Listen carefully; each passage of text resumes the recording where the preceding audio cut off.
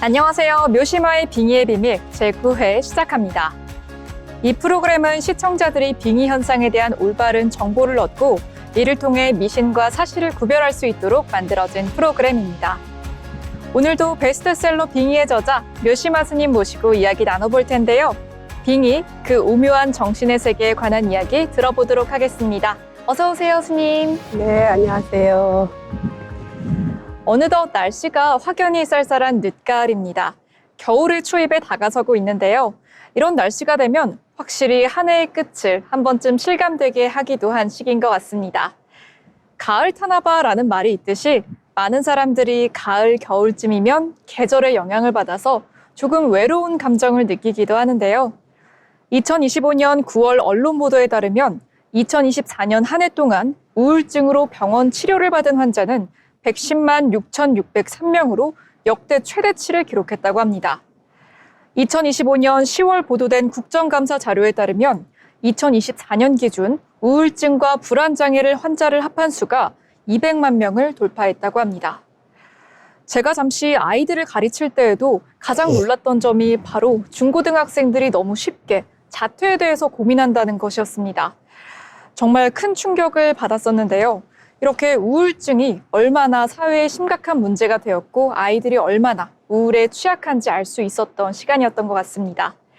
오늘은 빙의 환자의 많은 치료 케이스를 보유하신 묘시마 스님을 모시고 우울증과 정신질환에 대해서 이야기 나눠보겠습니다.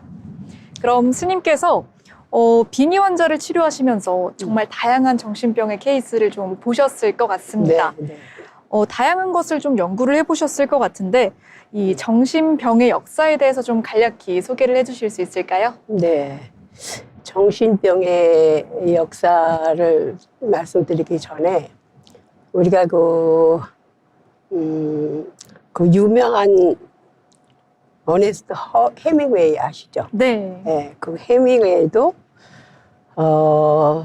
전기 치료를 받아야 될 만큼 그렇게 힘들었던 분이었다고 그렇게 들었어요. 그러니까 세상은 사람에게 상처를 주죠. 그러나 이 상처를 어떤 사람은 그 상처 덕에 더 강인해지고 돈독해지면서 자기 삶을 살아가지만 그렇지 못한 사람들은 그 상처 때문에 죽을 수도 있어요. 그래서 그 해밍웨이 작가 그 소설에 보면은 이 말이 지금 상처가 강인하게 사람이 될 수도 있고 또한 잘못될 수도 있다는 얘기는 그 유명한 무기여 자리거라라는 그 영화 보셨어요? 혹시? 어떤 영화인가요? 무기여 자리거라. 아, 무기여 자리거라. 저는 아직 못 봤습니다. 그거 옛날 영화지만 한번 꼭 보세요. 저는 그건 여러 번 봤는데 거기에 나오는 대사 중에 하나예요. 그래서 이 해밍웨이도 아버지께서 의사셨지만 상당히 심한 우울증을 앓으셨고 또한 어머니는 성악가셨는데 너무 엄격하셨던 분이에요. 그러다 보니까 자기 자신이 무슨 말을 하고 할 수 있는 상황이 아니었고 항상 말 없이 부모님들의 그 말씀을 듣고 속에는 이만하게 올라와서 쌓였던 분이에요. 그러다 보니까 그때부터는 그거를 감내하기 위해서 글을 쓰기 시작하죠. 그래서 그 유명한 정말 세계에 남을 수 있는 그런 글들을 많이 남겼지만은 이분은 이제 고등학교 졸업을 하고 대학을 가질 않아요. 그리고 언론사에 기자로 들어가서 기자가 하는 게 굉장히 글 쓰는 게 굉장히 빨리빨리 써야 되잖아요. 네. 그런데 그런 글을 쓰는데 거기서 이제 글 쓰는 법도 배웠지만 자기의 쌓인 한을 거기에다 이제 풀면서 상당히 또 세계대전에 참가해서 많은 사람들의 죽음을 봤고 그리고 나서 본인도 큰 상처를 입었어요, 몸에. 그러면서 이제 글을 계속 대작가로서 이제 살아가면서 결혼을 여러 번, 이혼도 여러 번, 또 나중에는 그 술에 알코올 중독자로서 정말 굉장히 힘든 그런 인생을 보냈던 작가인데, 노인과 바다라는 그 당시에 나온 그 대작이 본인이 노인이라는 거, 그런 걸 했듯이 감명 깊게 읽었던 생각이 납니다. 그래서 우리가 역사적으로 훌륭했던 분들도 그 우울증에서, 그 고통에서 항상 허덕이면서 나중에는 전기치료까지 받게 돼요. 그래서 전기치료가 얼마나 무서운지 나는 정신병원에 근무하면서 네. 많이 봤어요. 그런 걸 보면은 우리가 정신병이라고 하는 건 마음병이잖아요. 네. 그래서 그 마음병을 정신의 세계가 빙의와 그리고 정신의 세계는 어떤 것일까, 그런 것을 항상 생각하게 됐는데, 제가 그 토론토 대학의 네. 역사학자 교수이며 또 저명한 그런 의학 역사학자인 에드워드 슈로트라는 그의 그 저서가 있습니다. 그래서 그 저서에서 정신의학의 역사라는 책에서 18세기 말부터 20세기 말에 걸친 정신의학사의 주요한 논쟁들을 흥미진진하게 풀어놓은 책인데, 정신병이란 무엇이냐. 그래서 우선은 개념을 생각하면 원래는 사회적 격리를 해야 되는 병이다. 네. 이렇게 시작을 합니다. 그래서 정상인을 보호하려고 한 데서 정신과 이제 정신의 그 황폐한 사람들을 정상인을 보호하기 위해서 결국은 참 힘든 일을 하죠. 어떻게 되냐 하면 그 시작이 수용소예요.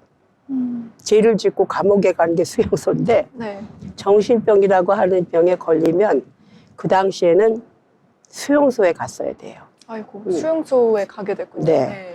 그래서 중세 시대의 그 의사들은 정신질환자들을 광인의 머릿속에 광기가 있는데 그 광기가 돌이다. 광기를 일으키는 돌이 머릿속에 있다. 또 의사들은 그렇게 생각을 했던 것 같아요. 그리고 그렇게 믿고 정신질환자들을 수용소에 가두어서 쇠사슬과 죄수처럼 꽁꽁 묶어서 구속을 했어요. 그때 비하면 지금은 정말 그렇지 않잖아요. 그러던 중에 1795년에 프랑스의 젊은 의사 필립 하넬이라는 분이 계셨는데, 치료적 수용이라고 하는 개념으로 쇠사슬에 묶여있던 환자들을 풀고 치료적 환경을 만들기 시작을 합니다. 이어서 이제 1865년에 베를린 대학의 그 빌헬름 그리징고 교수가 있는데, 그 정신질환을 뇌질환으로, 이 뇌의 병으로 규정하기 시작을 합니다. 그때부터.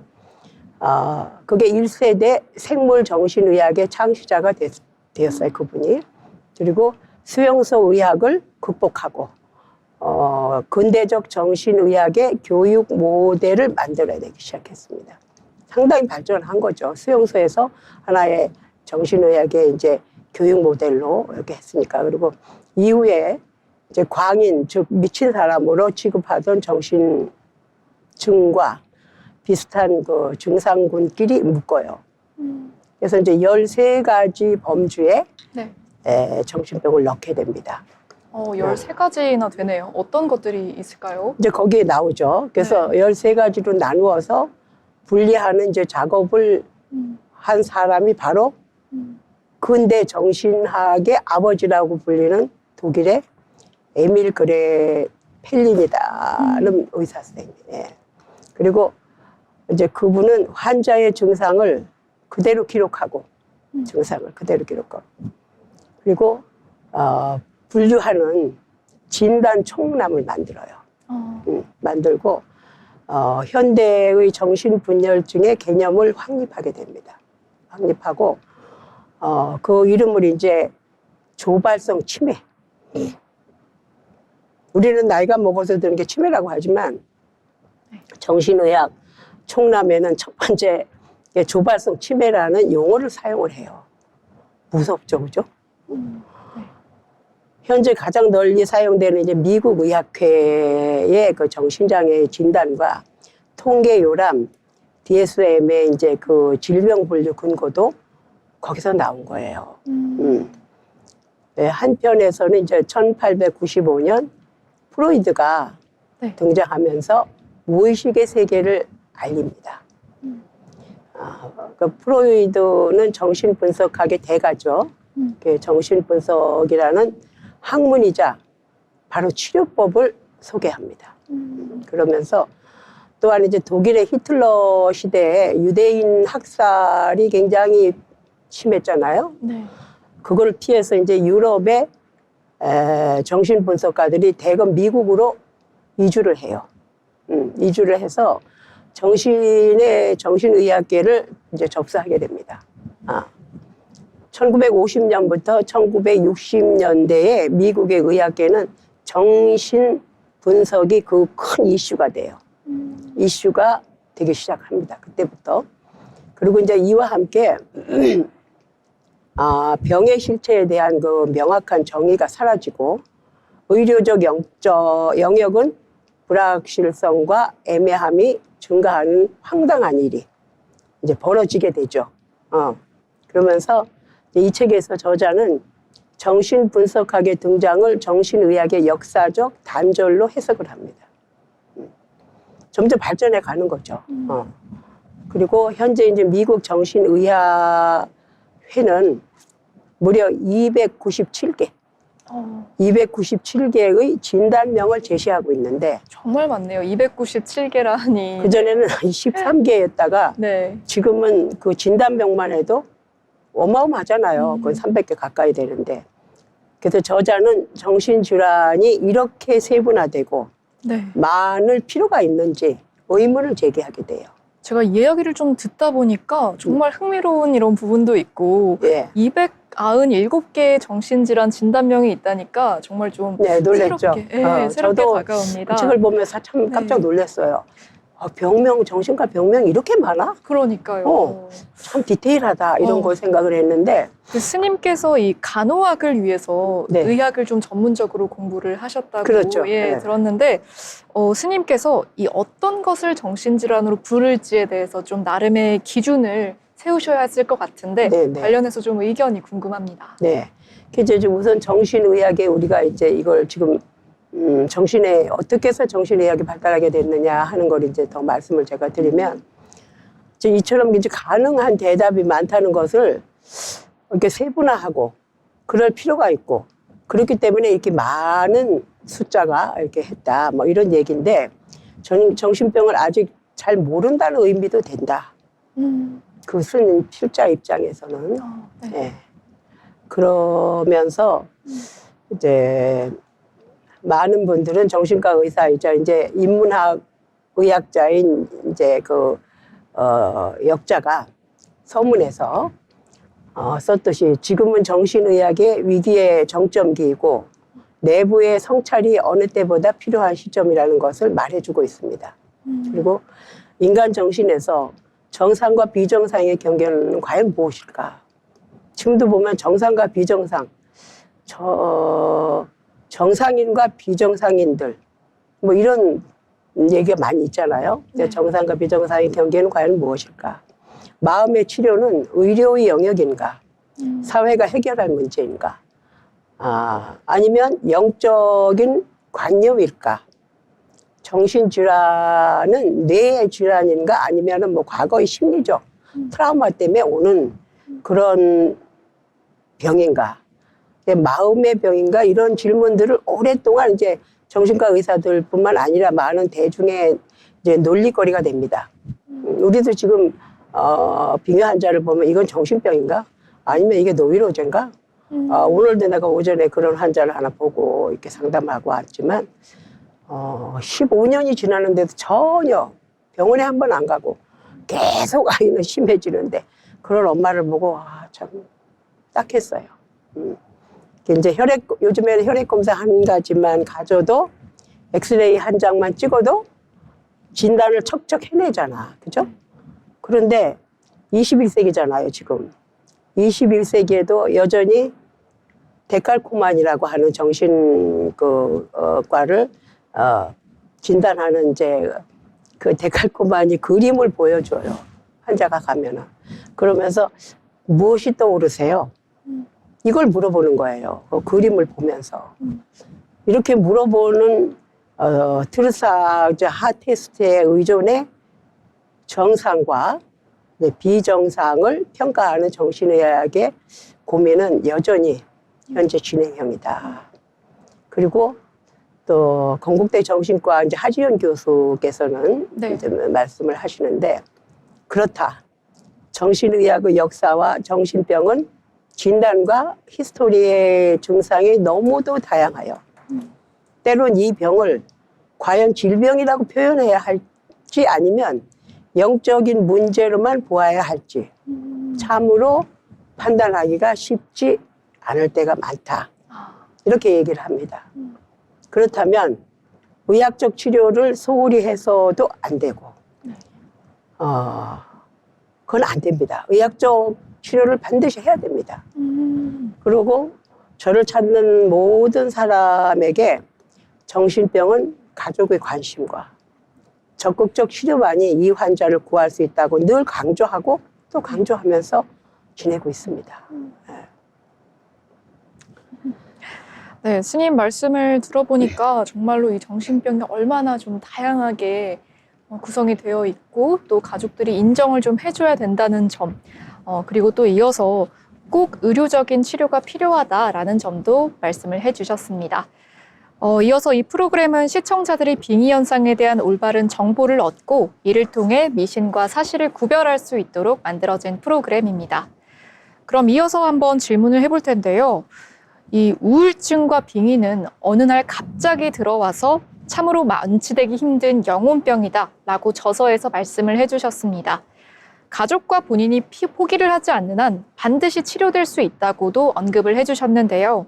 제가 드는 궁금증은 혹시나 이 가족분들이나 본인이 처음에는 이 빙의 현상에 대해서 치료하는 것을 좀 강력히 노력을 하겠다 이런 의지를 좀 가지고 있다가 나중에는 조금 도중에 포기를 하시는 분들도 있었을 것 같아요. 좀 너무 힘들어서 본인이 치료를 포기한다든지 아니면 가족분들이 좀 치료를 포기하고 싶은 경우도 있었을 것 같은데 제 질문은 본인과 가족이 치료를 포기했음에도 불구하고 스님께서 이 조금만 더 하면 치료가 될 것 같아서 포기하지 않고 끝까지 설득을 해서 치료를 하신 경험이 있을까요? 제가 만났던 그동안에 오랜 동안에 만났던 분들이 거의 그 범주에 속해요. 그러니까 그게 이제 중생심이죠. 그리고 가족으로서의 우리 아이가 또 우리 식구 가족이 정신병에 노출이 돼서 고생한다. 그러면 그걸 인정하고 싶지 않은 거예요. 그래서 오늘 이제 정말 가슴 아픈 이야기를 제가 한번 해보려고 합니다. 이걸 발견하지 못하고 있다가 환자는 그냥 홀로 세상을 등지는 이야기인데 슬픈 이야기예요. 어느 해에 한 60대 그 부인이 저를 찾아왔어요. 그런데 그 아들의 사진 한 장을 이렇게 가지고 와서 아무 말 없이 나에게 이제 내밀더라고. 그러면서 나는 그 사진 속에서 자살자의 영혼, 자살한 영혼의 눈빛을 이제 볼 수가 있었어요. 근데 사진에나 아니면은 죽은 분들도 그 사진에서 그 빛이 나옵니다. 그리고 이제 사진은 이미 이제 향내음이 가득한 영정 사진 같이 느껴졌어요. 그래서 내가 이제 부인에게 이런 말을 말했죠. 아드님은 현재 말을 할 수가 없다. 그러나 어머니 곁을 떠나지 못하고 고통을 호소하고 있다. 그렇게 말씀을 드렸어요. 그리고 전후 사정을 들어보니 이제 그 아드님은 24살에 공익근무 중에 유서 한 장을 남긴 채 죽겠다며 가출을 한 젊은 사람이었어요. 그리고 부모는 이제 백방으로 찾아다녔으나 도저히 찾을 수가 없었고, 그렇게 나가고는 어디서 찾겠어요. 그리고 그러던 중에 다음 해 이제 3월경에 강원도의 한 경찰서로부터 아들이 사망했다, 그런 소식을 받고 강원도로 가 봅니다. 근데 가서 보니까 아들은 싸늘한 시신되어서 있었고, 애태우던 그 부모를 뒤로 한 채 이미 4개월 전에 강원도 동해안 바닷가 옆 잣나무가 있는데 그 잣나무에 목을 매 자살한 거예요. 아이고, 예. 그 아들 하나만 낳아서 그 아들이 잘 되기만을 늘 하느님께 빌었어요. 그 기독교 신도였어요. 하느님께 기도하며 이제 살아왔다고 했는데, 그런데 이제 아들은 공익근무 중에 상사에게 심한 욕설을 들었다. 그래서 우리는 상처를 주는 말들을 서슴없이 하면 그 상처는 그 사람한테 어마어마한 큰 돌이 되는 거예요. 죽음까지도 초래하는. 말을 가려서 해야 되거든요. 그래서 그렇게 되면서 우울증을 얻게 돼요. 정신과 병원에 입원도 했었고, 또한 이제 정신과 약도 복용해 왔었고, 그러던 그가 이제 갑자기 죽겠다는 유서 한 장을 남기고 정동진 바닷가, 바로 간 후 싸늘한 시신이 되어 돌아온 거예요. 아들의 사망 소식을 이제 듣기 바로 전날 아들이 어머니의 꿈에 나타납니다.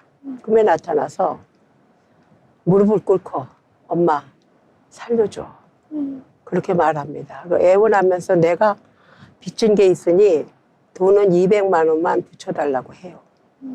꿈에. 네. 그 돈을 송금해주고 오는데 꿈속에서 전화가 울려요.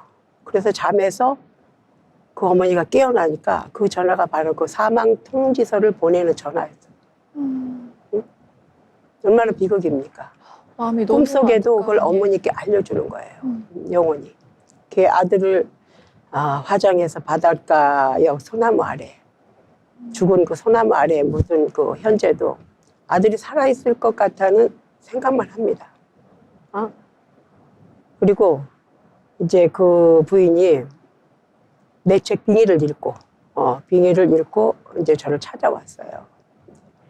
그 아들은 죽기 전에 늘 아버지와 사이가 안 좋았고, 그리고 어머니의 꿈에 나타난 아들은 엄마의 침대에 걸터 앉더래요. 꿈에 자주 나온대요.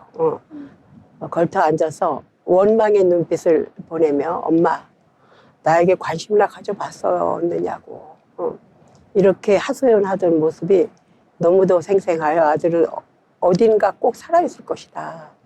죽음 화장을 했는데도 부모는 그거를 놓지를 못하는 거예요. 자식을 가슴속에 담아놓고.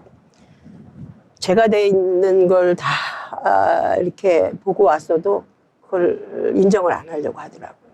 그래서 꼭 살아있을 거라고 믿고 싶다는 것이다. 그래서 아들이 마지막 남긴 편지에 네. 언제 도착하려는지도 모르지만 도착한 때쯤엔 난리가 났겠네요. 죄송합니다. 편지를 이제 엄마한테 보냈어요. 그 편지가 도착할 때는 아마 제가 이렇게 된 이유는 누구 때문도 아니고 무슨 사건 때문도 아닙니다. 제가 약해서입니다. 그리고 몸도 성한 곳도 없고 별로 이제 자꾸 몸은 망가져가고, 그러니까 몸 따라 마음도 무거워져가고, 내가 내 스스로를 망쳤습니다. 다른 누구도 아닌 내가 나를 조금씩 망가뜨리면서 살아왔다는 걸 최근에 알게 되었습니다. 그리고 어머니의 말씀대로, 어머니 아버지의 말씀대로 그 가르침대로 살았으면 좋았을 텐데 죽기 전에 많은 후회를 하죠. 그러면서 아주 조금이라도 사람 고시를 할 때 가겠습니다. 그 얼마나 가슴 아픈 일이에요. 그리고 두 분 건강하시고 오래 살아주세요. 불효자 먼저 갑니다. 죄송합니다. 그리고 사랑합니다. 아버지 어머니 꼭 저를 찾게 되면 다른 형식적인 절차 생략해 주시고 바로 화장해서 바다에 뿌려주세요. 정동진 멋지더라고요. 여기다 싶을 정도로 거기 바다까지 가서 사단을 벌렸는데 지금도 목이 메네요. 다른 곳에 묻히기가 영 그러합니다. 못 찾게 되면 그냥 그대로 포기해 주세요. 가슴을 콱콱 찔러요. 편지가. 사실 못 찾기를 바래요. 두 분께 흉한 모습 보여드리기가 좀 그래요. MP3는 가져갈게요. 도움이 될 것 같아서요. 역시 밤바다는 무섭더라고요. 생각만으로도 위가 아플 만큼 무섭지만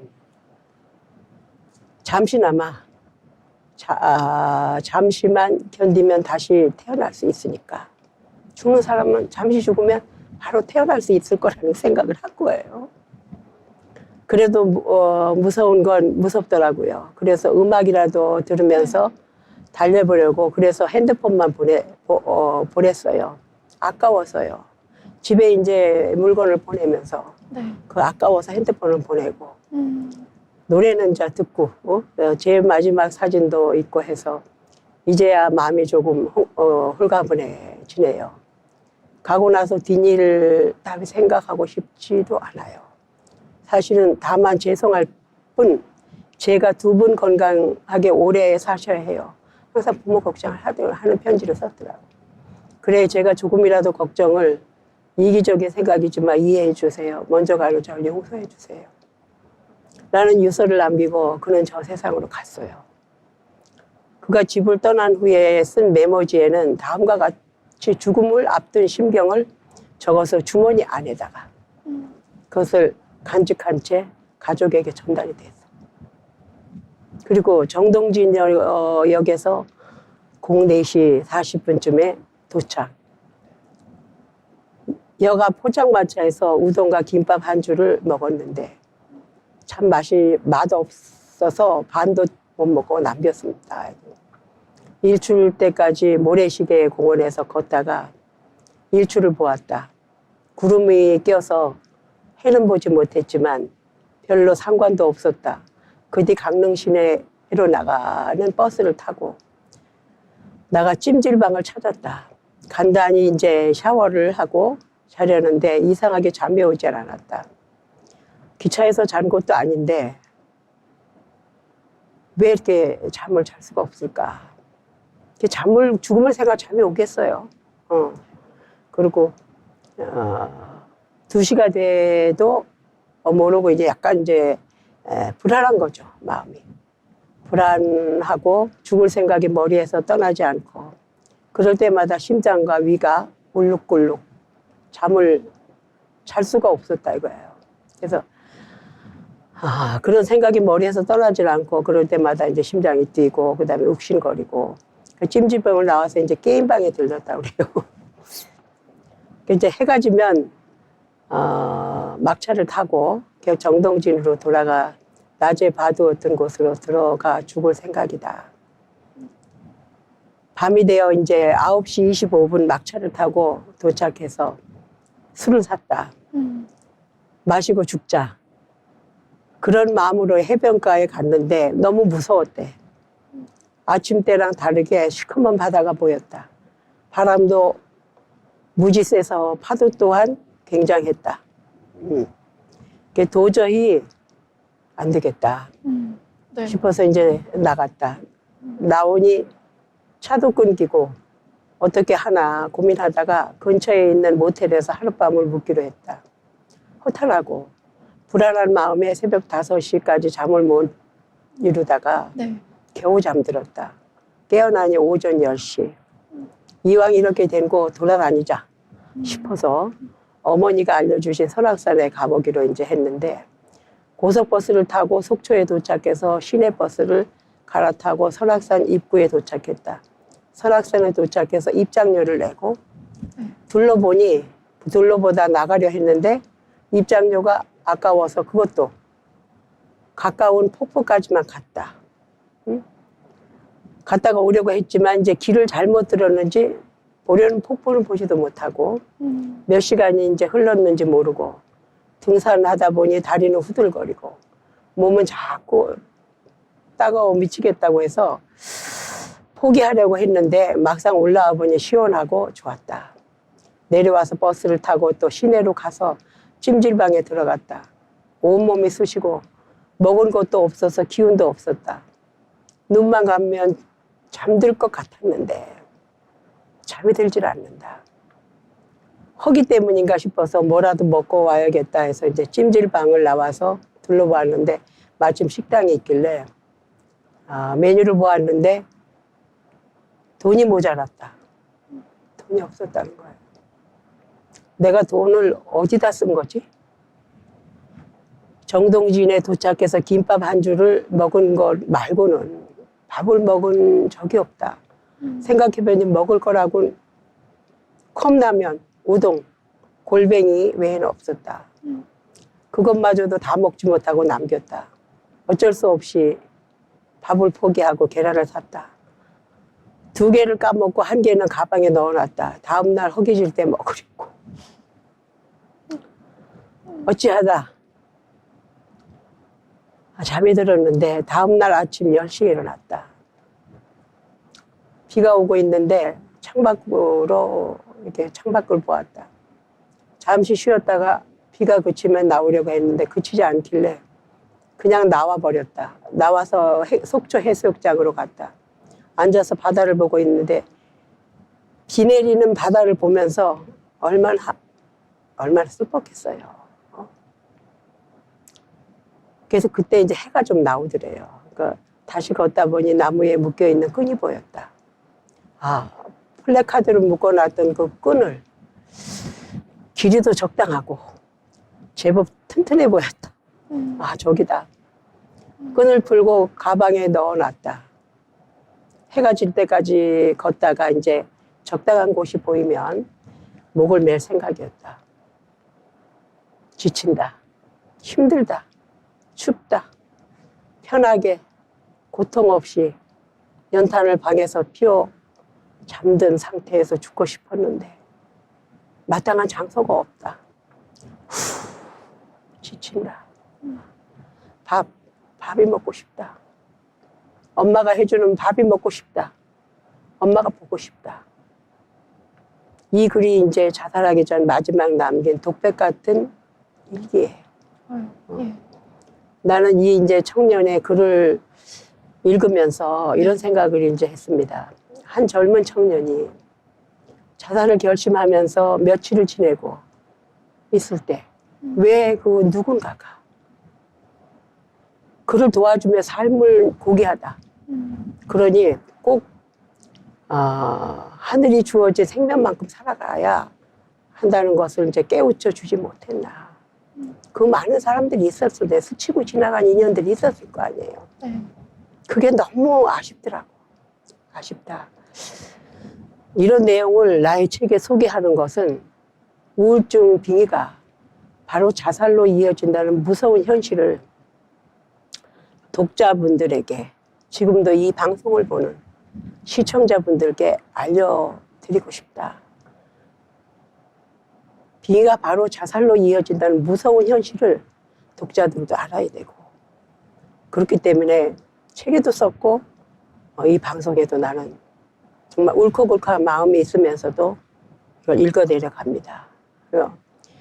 이런 자살로 이어진다는 무서운 현실을 독자들은 알아야 됩니다. 내 옆에 내 가족이, 내 아이가 지금 이런 생각을 하고 있지는 않은가. 지금 이 순간에도 어딘가에서 자살을 꿈꾸고 있는 우울증 환자들에게 또는 그 가족에게 경각심을 이제 주어 가족과 이웃의 관심과 강한 의지가 우울증으로부터 환자를 구할 수 있는 그런 것을 주시시켜 주고 싶었고 네네. 죽음을 생각하는 자들은 이토록 이제 많은 생각과 두려움에 떨면서도 끝내 그 고통의 바다를 건너가고 만다. 건너고 만다. 그 목을 매는 순간이나 죽는 순간은 딱 1, 2분이에요. 그들은 오직 한 길만이 보일 뿐이거든. 죽음만이 뿐. 그럼 그 죽고 싶다는 거는 자살은 뭐라고 그랬죠, 제가? 자살은 살자. 네. 살고 싶기 때문에 자살하고 싶은 거예요. 이 순간만 지나면 나는 살 수 있다. 행복한 삶. 누가 좀 말려주면 좋을 텐데요. 예. 그 고통의 바다를 건너가고 마는데 그 무서운 세계를 향해 한 걸음씩 다가가는 그때의 마음이 얼마나 처절했겠느냐. 인간으로서는 그런 거를 겪어봐서는 안 된다고 생각을 해요. 아직도 이제 아들이 어딘가에 살아있다고 믿고 싶어하는 그의 어머니를 보면서 정말로 측은하고 가련하고 그 처참한 심정을 어떻게 위로해야 하나 고민했어요. 그리고 화장을 해서 바닷가 나무 아래 묻었다는 장소의 사진도 내게 보여주더라고. 그래서 정말 우리 아들은 떠난 겁니까? 스님. 하고 몇 번씩 묻고 또 물어요. 그래서 또한 이제 무속인들을 찾아가서 물으니 아들이 어딘가에 살아있다고 해서 한가닥 희망을 걸고 마지막 스님의 말씀을 드리려고 왔습니다. 이제 이런 애절한 부모의 심정을 세상을 떠난 아들은 지금쯤 저 세상 어딘가에서 이해나 할까? 평생 아들의 죽음을 가슴에 묻고 살아가야 하는 부모의 마음을 생각한다면 정말로 그가 바라던 죽음 저편은 행복한 세계는 이미 아닐 것이다 하는 생각이 들고 불경에도 자살하면 지옥 간다는 말씀이 있습니다. 그렇군요. 이 소중한 목숨을 자살로 끝낸다 하면은 그것은 자살은 자신에 대한 가장 큰 폭력이에요. 폭력이자 참으로 힘든 고통의 세계로의 여행이 시작되는 것을 알아야 되거든요. 그리고 죽음으로 결코 모든 것이 끝나지는 않습니다. 죽음은 바로 몸에 없는 귀신이 돼요. 살아있을 때의 기억을 간직한 채 의식은 또렷이 살았으니 몇 배의 고통에 빠지게 됩니다. 그의 이제 영혼은 아직도 이승의 가족과 주변을 맴돌고 있음을 저는 알았어요. 아직 살아 생전에 있는 걸로 여기고 있는 부모에게 영체를 숨기고 배고픔과 원망을 원망으로 변해서 왜 자신의 처지를 알아주지 않았느냐고 호소하고 있는 거 있을 것 같았어요. 그는 이제 아마도 그의 조부모의 혼이 빙이 되어 세상을 떠났다고 나는 생각을 합니다. 그의 아버지는 사생으로 태어나서 다른 성으로 살아왔다고 하는데 그의 이제 조부모는 이승의 한을 손자에게서 해결하라 한 것은 아닐까. 이제 이런 생각을 해보고 빙의는 참으로 다양한 증세를 보여요. 그리고 우선 가까운 가족의 육체를 빌려서 잠입한 후에 서서히 눌러앉기도 하고 때로는 잠깐만 이제 들락거릴 수도 있고 네. 그리고 아니면 몸 전체를 점령하기도 하고 점령당하는 게 빙의잖아요. 네. 그리고 그래서 이제 빙의는 영혼이 어떻게 들어왔느냐에 따라서 중증, 경증, 또 만성 등으로 이제 분류가 되죠. 그러니까 죽은 영혼이 산 사람의 육체를 얼마만큼 점령하고 있느냐에 따라서 정신 상태와 우울증의 양상은 차이가 많습니다. 그 나를 찾아오는 이제 사람들 대부분이 만일 자신이 빙의라는 판단을 받게 되면 어떻게 하나 고민하고 이제 오거든요. 그런데 그것이 최대의 관심사예요. 근데 절실한 문제지만 내가 보는 정신질환자, 우울증 환자는 빙의는 정말 어느 날 갑자기 들어와서 네. 참으로 완치되기가 힘든 영혼병이다. 영혼병이다. 그러나 네. 가족과 본인이 포기하지 않는 한 반드시 치료될 수 있고 그렇게 빨리 발견하면 그만큼 치료는 쉽습니다. 네. 정신과 질환과 우울증 빙의는 정말 치료가 힘들다. 그러나 왜 그런가 하면 우선 가족에게 전염되기가 높기 때문이다. 이거는 우울증 환자가 빙의 환자가 집안에 있으면 집안 가족들이 다 우울하고 다 빙의에 우울해지죠. 걸려요. 그래서 한 사람이 그런 정신병 우울증에 걸리면 가족 모두가 우울해서 함께 그 빙의 에너지를 받게 되는 거예요. 특히 이제 유아나 어린아이들일수록 쉽게 전이된다. 그래서 우울증이 있는 가정에서는 되도록 어린아이와 격리시키도록 전화하죠. 그 예방책으로. 그래서 우리는 이제 노력해도 정말 일이 네. 아무리 노력해도 빙하 있는 집안은 안 돼요. 내가 오전에 만난 사람도 네. 20년 전에 잘 나가던 사람이 정말 수출도 하던 사람이 다 망했어요. 무일푼이에요. 그리고 스님 살려주세요 하고 왔어요.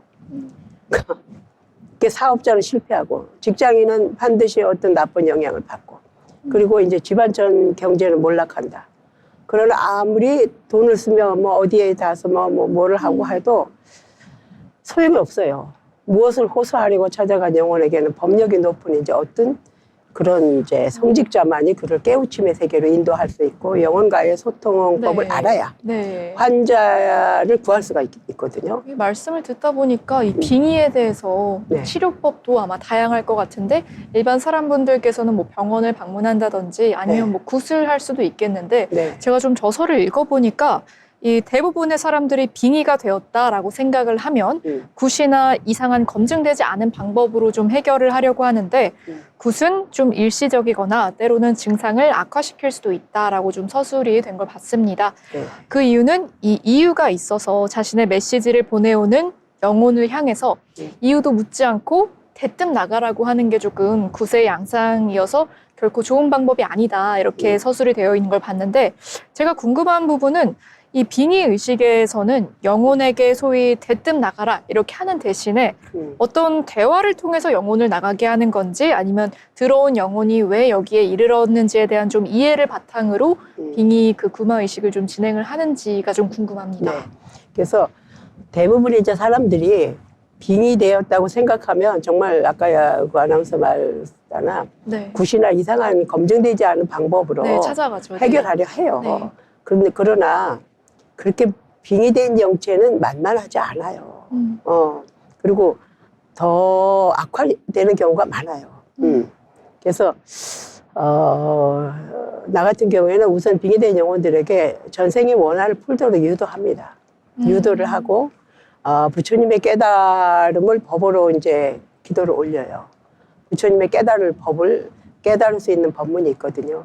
그래서 올리고 충분히 이제 영가들이 깨달았다 생각하면은 전생에 미련을 두지 않을 즈음에 살아있는 환자로부터 빙의된 영혼을 즉 이제 책주기신 영가라고 그러거든요. 네. 그 책주기신 주인이 되는 책주기신 영가를 극락세계로 책주기신 영가 네. 극락세계로 천도를 합니다. 그리고 이제 영산제 의식으로 먼저 간 조상 그 영가님들을 천도하고 산 사람에게는 큰 공덕을 준다고 그랬죠. 영산제는 70%의 공덕을 자식에게 산 사람에게 주고 30%의 공덕을 가지고 이고등락하면서 극락세계로 가는 게 영가들의 이제 복이에요. 그렇게 이제 기도 의식을 거행을 하는데 이런 나의 이제 기도법은 높은 법력의 에너지가 아니면 도저히 불가능하죠. 필자라 이제 제가 앞에서 소개한 젊은 영가들 앞에서 한동안 이제 기도를 올리고 이렇게 합니다. 그렇게 되면 이제 영가시여라고 하는 이제 법문이 있어요. 네. 영가시여, 오신 곳은 어디이며 가신 곳은 어디입니까? 영가님은 아십니까? 지금 계신 곳을 아십니까? 하면서 아주 아름다운 시 같은 시예요.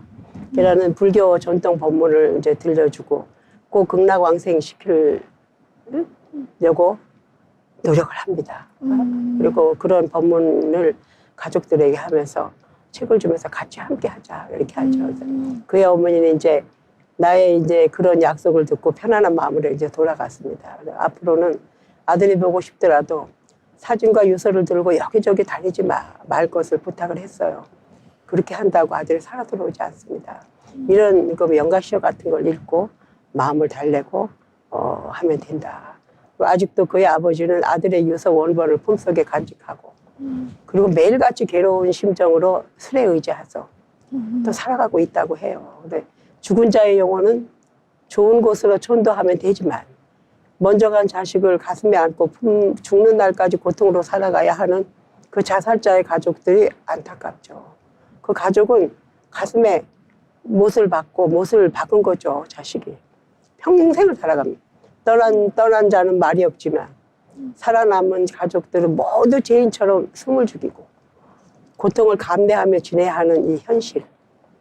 지금 이 글을 이제 저도 이 독자들도 책을 본 독자들 아니면 이제 제가 지금 읽어준 이 책에 쓴 이런 것도 결코 어리석은 생각으로 세상을 비관하여 돌이킬 수 없는 죄업을 짓지 말길 이 방송을 보고 있는 분들에게 정말 말씀드리고 싶은 얘기예요. 떠난 후에는 소용이 없어요. 미리 발견해서 병원도 가고 아이가 눈빛을 보면 알거든요. 밥 먹고 말하지 않고 가서 그냥 계속 방에만 있고 컴퓨터 하면 요즘에는 컴퓨터 중독 네. 엄청 많아요.